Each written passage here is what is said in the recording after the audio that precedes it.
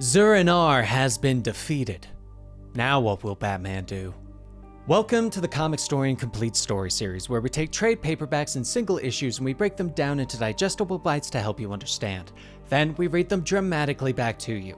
All alterations to the panels, text, and images are to prevent copyright problems, and all art is owned by its respective companies. Batman recently fought against Zur En Arh in the fail-safe body and defeated him. This is the epilogue of that story and takes place before absolute power. Here, we will see how Bruce recovered his life after such a crazy experience. And if you're like me, you may need some tissues for this one. This is Batman 149. I hope you enjoy. The man is thrown into a pile of garbage. He looks up at the goon in fear. "Tell the Cobblepots I'm good for the money," he begs. But the goon shakes his head and draws a pistol. "Time for that was last week. This week is about your hospital stay," the goon says as he takes careful aim. But a shadow appears behind him, growling for the goon to drop the gun. He whirls to fire, but a fist comes out of the darkness and drops him. Rain pours from overhead as Robin stands over the fallen goon. But a new voice calls out, and Batman steps out from the shadows, looking at the young clone of himself. "It's okay, son. It's over," Batman tells the clone. It's been 2 weeks since the defeat of Zur En Arh. When the clone Bruce had escaped into the night, 2 weeks of hunting him down, trying to end the last of Zur's plans. But the clone whirls and rushes forward for a fight. Batman easily dodges the blow. "You killed my father! I'm all alone!" the clone shouts in anger. But Batman doesn't fight back. He pulls the clone in close and holds him tight, letting him pour out his anger. "I don't know what to do," the clone whispers into the night as the energy leaves his body. And Batman holds him tight. "It's okay, son. I've got you," he says softly. They return to the brownstone, where Bruce can run tests on the younger him. His scans reveal that Zur gave the clone all of Bruce's memories, but partitioned them off so that he could control his attitude. Now, they would slowly begin to surface. With a sigh, Bruce turns away from the computer and reveals what else he discovered. "Zur accelerated your aging in order to have you fighting ready, but he didn't have anything in place to stop it. You're getting older at a rapid rate. I'm sorry, son," Bruce says. But the younger man just nods, knowing that Zur never cared about him, that all he was just a disposable Robin. But Bruce shakes his head. "You're not a Robin. Your name is Bruce," he says. The door to the bunker opens to reveal Damian, who asks his father for a private talk. Bruce joins his son upstairs, not surprised to see that Damian doesn't agree with this current course of action. "There's too much to do to hold that clone's hand. We stopped Zur, but the military took Failsafe's body from the prison," Damian reminds him. Bruce shakes his head, reminding his son that Zur's mind was wiped from Failsafe's body, and that they need to help the aging clone. "I can't just let him die without trying my best to save him," Bruce tells Damian, putting a hand on his son's shoulder.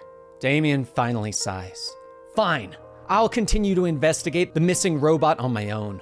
Time passes, and Bruce continues to work on his clone. The clone looks up from his hospital bed in the bunker. "I think I'm as old as you are now," he whispers. Batman nods as he looks up from his work on Bruce's blood. "Almost, minus the injuries," Batman points out. Bruce looks at the robotic hand that Batman got from the multiverse, questioning how it happened. Batman shrugs and looks at the black hand. "I was slow, and the other guy wasn't," he says simply. Bruce nods and lays back. "That's how it ends, isn't it, for Batman? These bodies just slow down," he says softly.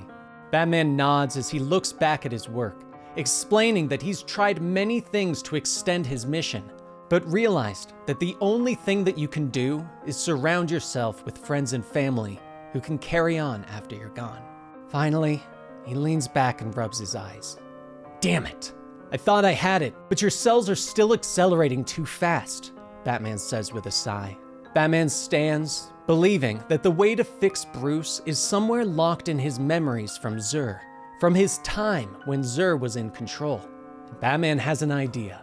Heading out into the city, he heads to Wayne Enterprises. Everyone is shocked to see him since Lucius has taken control, but he walks by them into his office.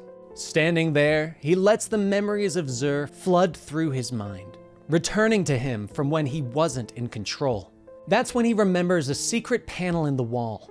A small bat computer reveals that Zur had been making financial moves, reacquiring the vast Wayne fortune in secret. Batman returns to the brownstone to find Tim and Damian waiting for him on the front stoop. "What's going on?" Batman asks his two sons. Tim looks at him. "There's been a small incident. He's alive, but he did something," Tim begins to say. Batman charges past him, calling for Bruce as he rushes down to the bunker. Downstairs, he finds the aging Bruce sitting on his bed. His right arm now ends in a bandaged stump where he cut off his hand. "It's okay. It's all okay," Bruce says. Batman tries to explain that he secured money, that they are going to fix this. Bruce stands.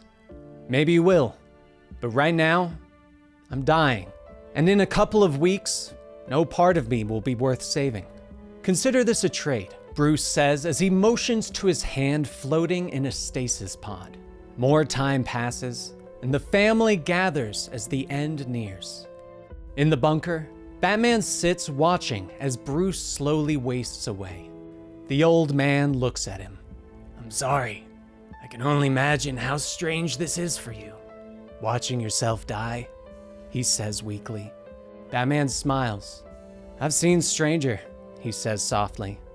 Bruce smiles at the memories. "I suppose we have," he agrees. He looks at Batman and says that he doesn't want it to happen in the bunker. "I need to be home. I need my own memories of it," he whispers. Batman nods. "Sounds like a plan," he says. Later, they stand on the hill overlooking the manor, the graves of their parents before them. "Strange, but I feel distant being here. Like being in a museum," Bruce says, unsure if that's because his memories are planted instead of lived. But Batman explains that he feels it too. But no matter, they're all just memories now. And this place is just a shell without people living in it to make new ones. Batman sighs as he looks to the manor in the distance. Bruce begins to lean forward in his chair, his voice growing weaker by the moment. "It would have been nice to make new memories with you all, but I'm happy for the ones I have. Opening your home and heart to the boys, trading barbs with Alfred, Mom sneaking us treats after bedtime," he whispers, slumping forward. "It's a good life. A life of helping and being helped." He sighs as the last breath leaves his body. Bruce nods and smiles as he looks down at his past clone. "It really is," he says softly, as he puts a hand to the man's shoulder. "Thank you, Bruce. Thank you." That night, the bat signal shines in the sky over the city, and Batman answers, and he finds Vandal Savage waiting for him. "Excellent! The bat can still be beckoned," he says. Batman leaps down to the rooftop as the new commissioner explains that he'll let the Bat and his allies continue their crusade unimpeded, even allow them to return to the manor and cave, as long as Batman does Savage's bidding whenever he calls. Batman responds by throwing pellets into the signal, destroying it. He launches forward and punches Savage hard in the face, bringing him to the ground. "I'm going to bring you down, Savage, and you can keep the house," he growls before launching himself into the night. The next day, the family is given an invitation to a new home. They gather on the street to see a rundown mansion, unsure why Bruce called them all there. But they are surprised to see Bruce working on the house. Dick steps forward as Bruce nails a board into the roof. "Things that bad that you're picking up reno gigs?" he calls out with a smile. Duke looks around with a grimace at the building and grounds. "This is rough," he points out. "Does Batman need a project?" Stephanie asks. Bruce steps out the front door and greets them all. "No, but he needs a home." He explains to them about Zur's money, that he bought this home and the surrounding blocks, that he's going to convert them to affordable housing, and he motions to the large home. And in the center of it, Pennyworth Manor. "My new home, and hopefully yours," Bruce says, explaining that being in the city was always better than living in the manor, and that the doors will always be open to the family. "So let's be a family and build something new together," he says as he leads them inside. Tim smiles and leans into Bruce. "Big question though, is there a cave underneath?" he asks. Damien immediately rushes off into the decrepit building to find the best bedroom. That night, Bruce is continuing to work, burying the clone on the grounds, near the family where he should be. A shadow falls over him, and he looks up to see Selina standing over him. "Hope it's not anyone I know," she says. Bruce steps out of the hole and explains the clone to her. "Your life, Bruce. Can't you ever have a normal experience?" she says with a smile. As they walk through the grounds, Bruce explains everything that's happened since their fight, telling her about Zur and the clone, and how he bought the house for the family. "It could be good for us. Everyone under one roof. An actual home," he says. Selina kisses him on the cheek as Bruce glances at her. "Did you really think you could tempt me to live here with more people under the same roof?" she says with a smile. Bruce takes her by the hand and leads her inside. "Worth a try. At least, let me show you what I have planned for the future," he says. She nods. "Lead the way." And there you have it, how Bruce handled the clone of himself, how he recovered his fortune, and how he got his normal hand back. Now, just don't ask me how fast that hand ages once it's on Bruce's body, because I have no idea. I hope you enjoyed today's story, and be sure to let me know your thoughts down below. As always, like, subscribe, and we will see you next time. Rest in peace, Benny. We really miss you.